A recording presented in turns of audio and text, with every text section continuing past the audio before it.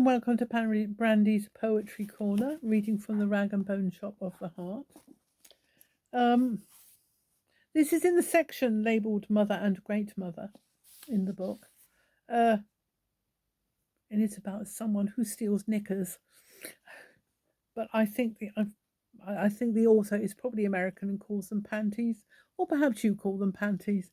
But this is The Thief by Alden Nowlan. Having myself been scared silly when I was young of any girl-made flesh and, God help us, blood, I am in sympathy with the boy, said to be slow but not retarded, who has been taken into custody for stealing panties from the laundry rooms in our apartment building. They say he had a trunk full of them. It reminds me of those other thieves treated as praiseworthy in the old folk tales. Jack of Jack and the Beanstalk, climbing in through a window of a castle to snitch a harp. It was no crime to rob a giant in those days. If the king heard about it, he gave the thief his daughter in marriage, and as everybody knows, that carried it with it a guarantee of living happily ever after. Mind you, that was well before the invention of panties, for that matter.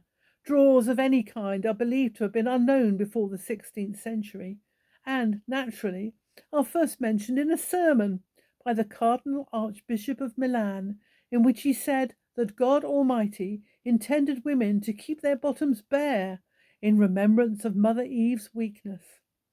All that was long, long ago, and once upon a time. But I can tell you this from experience, that to a boy like that, who would even today trade his cow, if he had one, for a handful of beans, not so much because he was a fool, as because he was too bashful to argue, and afterwards hate himself with an almost murderous hatred for being such a bumpkin. To a boy like that, every female, without exception, is a giantess, ready and able to grind his bones to bake her bread. Thank you. I do love that poem.